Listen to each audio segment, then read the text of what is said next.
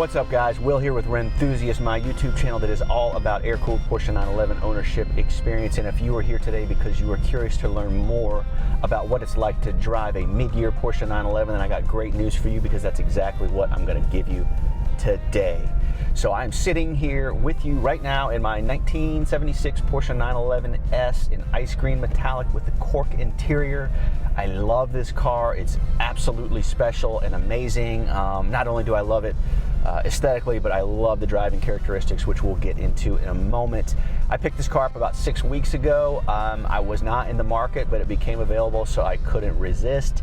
I did a video on that, so what I'll do is I'll put a link to that video at the end of this video. So in today's video, I'm just going to take you for a drive. I'll tell you a little bit about the overall driving experience of sitting behind the wheel of one of these wonderful mid-year Porsches. I'll talk to you about the handling and the acceleration, the power, all that stuff that goes into giving you the feeling of driving a classic 911 of this vintage. Before we get into that, though, I'd like to invite you to subscribe to this channel. I'd like to ask you to give this video a thumbs up. That helps the video rank, and it helps me spread the good word about air-cooled. And I'd also like to invite you to come join a Facebook group that I started a while back called Rennthusiast Air-Cooled Porsche Fans.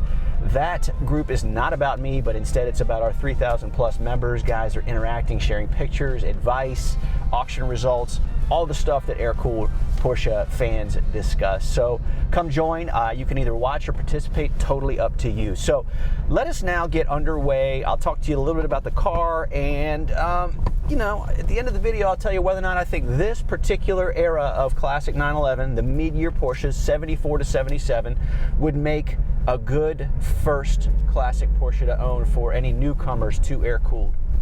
The first thing I want to tell you about is this car has a motor swap.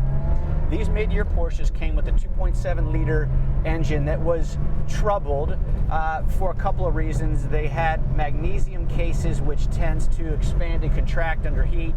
Magnesium is also porous, and so there are issues with that as well. Along about this time too, the U.S. put into place some emissions regulations that forced Porsche to put some heat-inducing components on these motors, so it created issues even more with the magnesium cases. So long story short, the 2.7s tended to fail early, and so you'll find a lot of cars of this era with motor swaps, either a 3 liter or a 3.2, or if you do find them with 2.7s, they have generally been sorted by now. So back to this example, this 3.2 has more power than the 2.7 that came with the car, and it really shows up. So, you know, the 3.2 is not going to bowl you over with the power, but what makes it fun and cool with this mid-year Porsche is that these mid-years are lighter than the later cars, the later G-bodies. And so the way that plays out is this car springs forward. It just feels very peppy, very eager, very happy. And, you know, overall, that's the vibe of this car anyway. The colors plus the motor, just how eager the car is to go. I feel like when I'm driving it, it feels happy. It feels upbeat. It feels cheery, which I love. Side note, I have found that each air-cooled Porsche you drive tends to have its own characteristics, its own feel, its own vibe. I have a 69 911T hot rod. That car just feels mean. My 86 911 that I have, and I've done a number of videos on that car, that feels like buttoned up, heavier, a little bit more serious. And then finally, my 95 993 that I have, it's a Polar Silver car. It's a great car. I've modded it quite a bit. It feels rowdy. So this car just feels happy. Along the lines of the powertrain, if you will, the car also has a rebuilt 915 transmission. So I don't know when it was rebuilt, but I do know that it feels exceptionally tight, nice. The shifting action on it is clean. I've driven good 915s and bad 915s, and this one is just like butter. I'm going to pause on the 915 transmission for a moment. I just want to kind of double click on it and talk about it.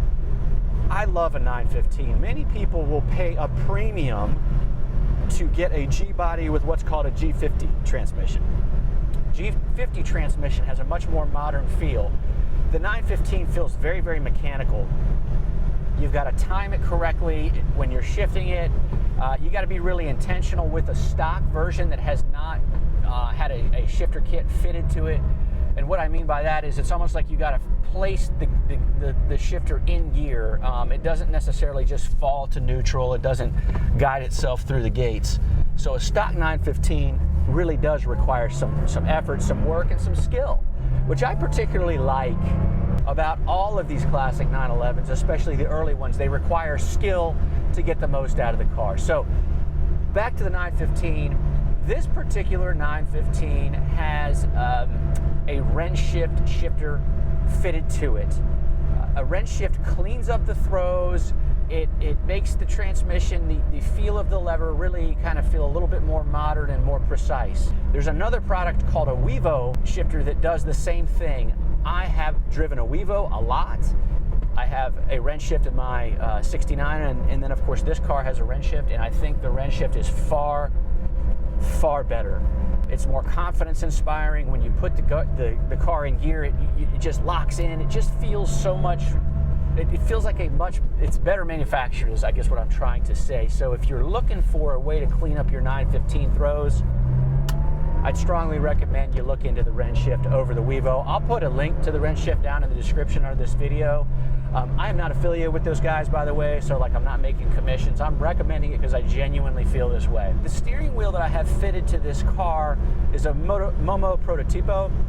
I really enjoy this wheel. When I picked the car up, it had a factory wheel on it, which I thought was cool because it's period, but I like the position of the Momo. I love the look of it, and I love that the hub pushes it out to you a little bit more. So if you've got one of these cars, whether it's a mid-year or a later G-body, I would strongly recommend looking into one of these Momo Prototipos. They were hard to find for a while during the pandemic. That might have loosened up some. I don't know. I haven't looked recently because I had this one sitting in the cabinet when I bought this car, so I just threw it on. Along those lines, this kit here is missing the turn signal cancellation mechanism on it, and also the horn's not working, so I'm going to have to get that stuff buttoned up sooner rather than later. Something else that's noteworthy about this particular mid-year Porsche 911 is that this car has the factory sports seats.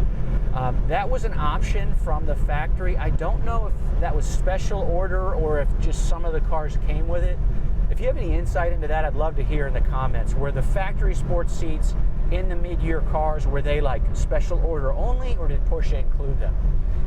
Whatever the case may be, this car has them. I love the way they look, especially because the previous owner put some really, really beautiful tartan centers in these seats, and the color selection, the fabric selection that he made just plays so well with the ice green paint.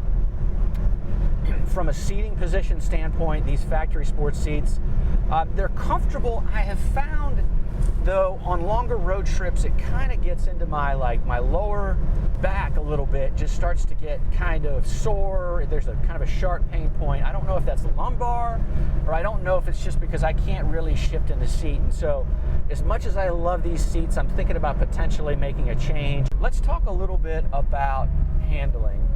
This car at first, when you get behind the wheel, it feels like maybe a little bit unsure. It's not precise. It doesn't go exactly where you point it. It feels like, the term that comes to my mind is floaty.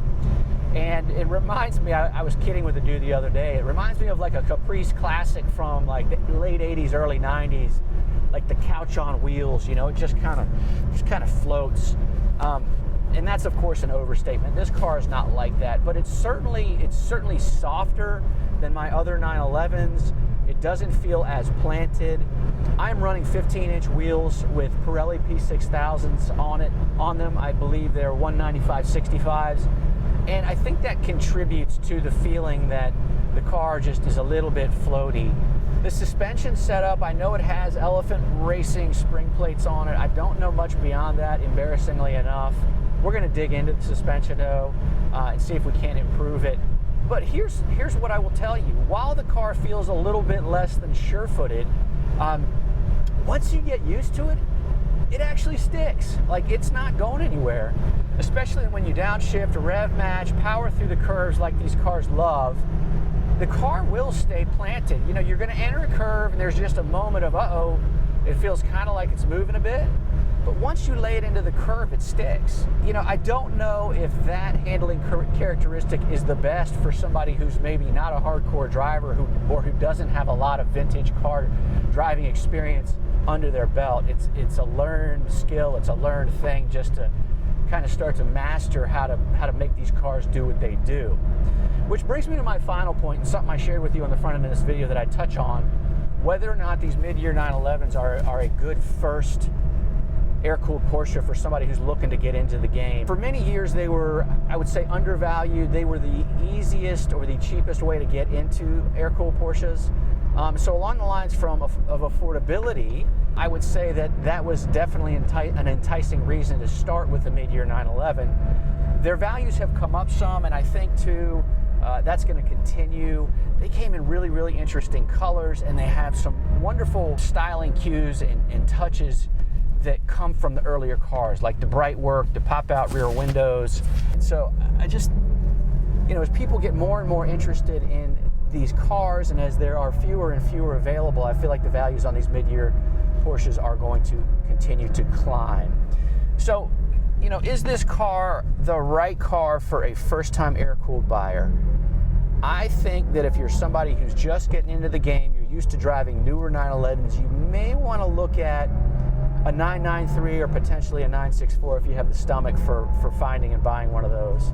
Those cars still give you that analog experience, but definitely a little bit more modern interior, more modern handling characteristics. These cars here require skill, and you gotta want to work for the reward. So if you're somebody who's looking to get into air-cooled, you have some experience driving vintage cars, and you know what it's like to really have to have some skill to make them reward you, then this would be a great first Porsche. But otherwise, you may want to look at a later generation. So I hope this has given you some sense of what it's like to drive one of these cars. I'll be doing several more videos on this 76S as my experience with it progresses. I look forward to taking it on rallies. I look forward to modding it to my taste. If you're still with me, I appreciate you sticking around, and I look forward to hopefully seeing you next time.